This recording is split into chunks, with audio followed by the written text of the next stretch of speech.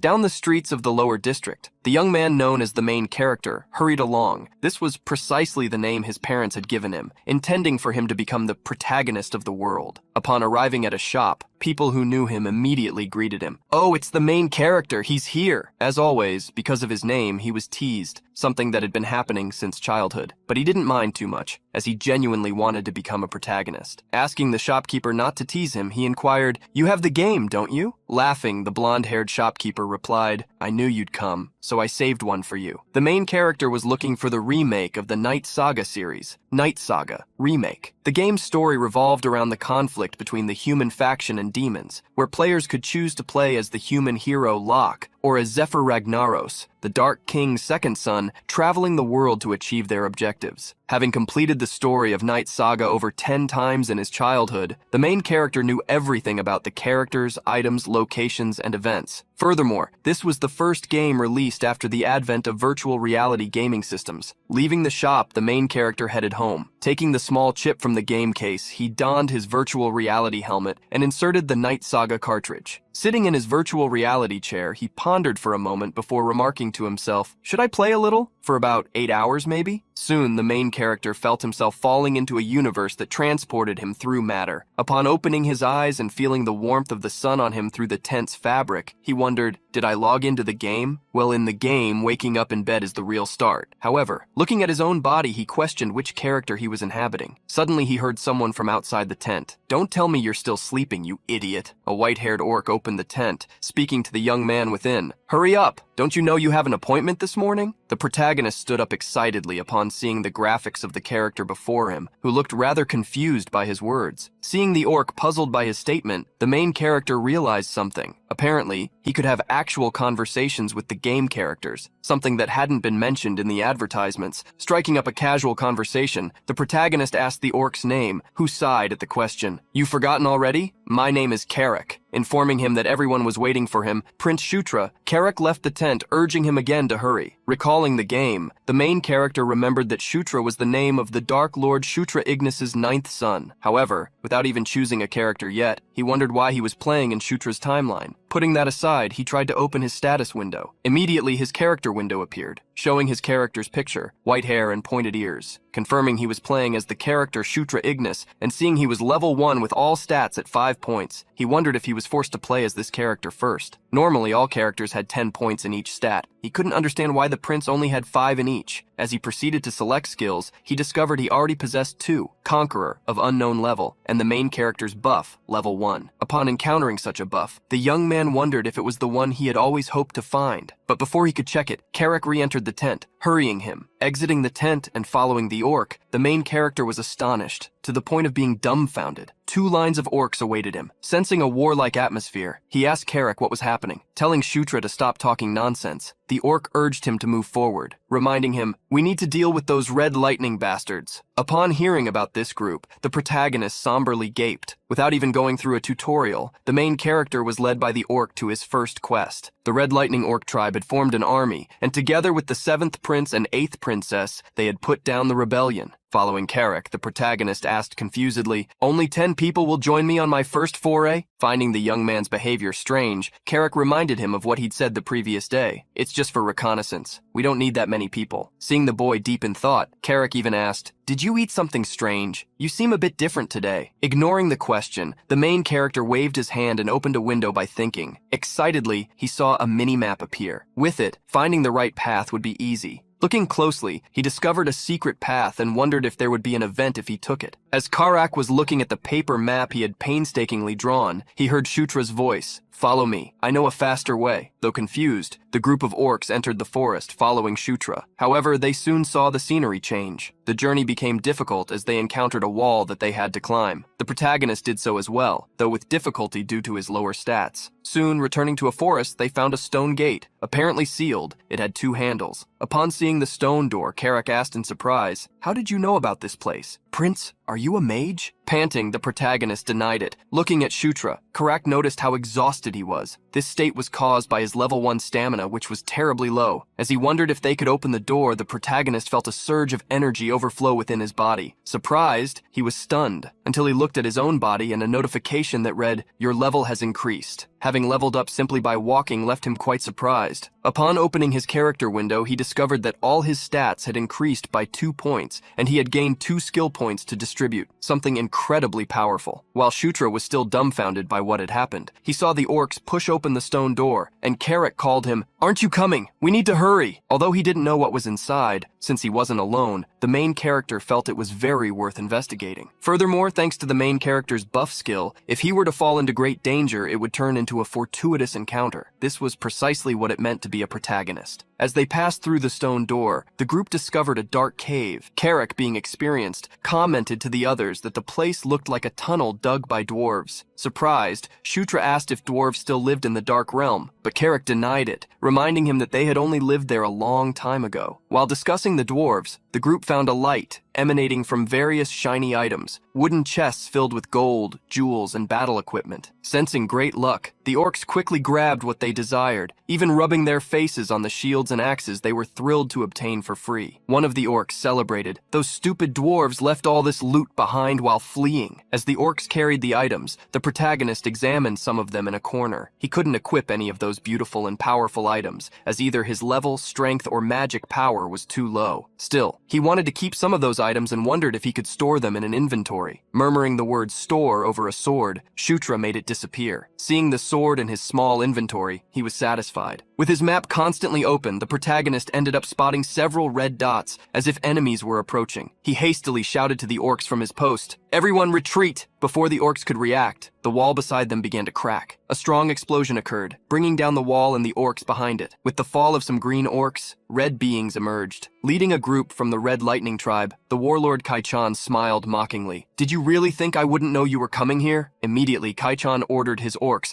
"Attack them!" Prepared for battle, the Red Lightning orc tribe gained the upper hand, striking their adversaries with their sharp swords. With superior agility, they penetrated the enemy formation, attacking while laughing with excitement. The protagonist, behind the group of orcs, was dumbfounded. However, with some animation, he wondered if he should at least land a few finishing blows to gain some experience points. One of the orcs accompanying him cornered a red orc right in front of him. Raising his sword, Shutra attacked, but the sword shattered upon hitting the Red Lightning tribe member's limb. Seeing the broken sword, the protagonist's eyes nearly popped out in disbelief. The orc that was struck turned, glaring at him fiercely. Being pursued, Shutra ran for his life desperately. However, in the midst of his run, he tripped over a stone. Like a ripe fruit, he fell to the ground. Unexpectedly, his health points dropped completely, leaving only 1 point out of 15 total. At the same time, the red orc approached, ready to deliver the finishing blow. Trying to shield himself, Shutra cried out in fear, closing his eyes simultaneously. However, upon opening his eyes again, he saw Carrick protecting him. Carrick hastily reminded him, "What are you doing, Prince? You need to dodge." The protagonist was surprised by Carrick, but watched him fight bravely against the Red Lightning tribe member. Seeing his own hands tremble, the protagonist tried to remind himself that this was just a game. Unable to bear being there any longer due to the mental pressure, he opened the menu. It was so terrifying that he was afraid to continue playing. However, upon opening the menu, which contained character information, along with many other options like equipment, stat windows, inventories, and skills, he couldn't find an option to exit the game. It was then that he realized, "No way, I'm trapped here now?" Terrified, he fell to the ground. As battles unfolded on both sides of the cave, the main orc of the Red Lightning tribe, Kai-chan, approached. Raising his fearsome staff, he cast a spell to make stones rise. Brandishing the staff, Kai-chan launched the stones towards Shutra, making them fly rapidly. Grinding his teeth, the protagonist feared meeting his end at that moment. However, he couldn't dodge, and the stones struck him. Shutra was thrown against a wall by the force of the impact, shattering it with his body. Feeling intense pain, the protagonist gasped for breath. With his vision fading, he saw Kai-chan charge towards him once more. The red orc raised his staff, launching another attack, which he couldn't even see before his health points dropped to 0. Upon opening his eyes again, the main character found himself in a dark, completely flat place. Looking around, he could see nothing. It was then, remembering what had happened, that he gritted his teeth in fear. "Don't tell me this is the afterlife!" Suddenly, a flash of light blinded him, and as the light appeared, a sweet voice was heard. "You are a being of destiny in this place. Advance and conquer, then make them submit and rule." A beautiful woman with golden hair extended her hand towards Shutra, commanding him. As the protagonist was still trying to understand what was happening, the flash of light blinded him once more. Thus, that person disappeared. In the cave, the battle between the green and red orcs grew more intense with each passing minute. However, the red orcs, with their agility advantage due to their smaller size, managed to outmaneuver the other orcs with swift movements, attacking them from behind, above, or from angles they couldn't anticipate. Seeing the superiority in battle being established, Kaichan smirked maliciously. He mocked Carrick and the others. "To think you'd come here with so few people. I can't tell if you're ignorant or just stupid," he bellowed to his men. "No need to waste any more time. Finish them all." It was at this very moment that a young man stood up after enduring 2 attacks. Around him, an energy of light surged, catching Kaichan's attention, who mused to himself, "What is this? Some kind of awakening?" Surprised, Kaichan watched Shutra rise even after his attacks. The protagonist had acquired the psychokinesis ability. Confused by the notification, he wondered when he had obtained it. It was then that he noticed something upon opening his status window. He had gained an auxiliary class, Conquest Knight. Seeing Shutra still alive, Kaichan roared, changing his tribe's plans. "What are you doing? Attack this bastard right now!" Carrick gritted his teeth, witnessing the prince in danger. As the red orcs charged towards the prince, Carrick and his companions stepped in front of them, shouting, "Protect the prince! Do not let him get hurt!" Surprised, the protagonist saw the clash intensify once more, with him at the center of the 2 tribes' dispute. While wondering what to do, he looked at his character information. He had never seen a class called Conquest Knight in Night Saga. He wondered why it had appeared now. Regardless of the reason, he sprang into action,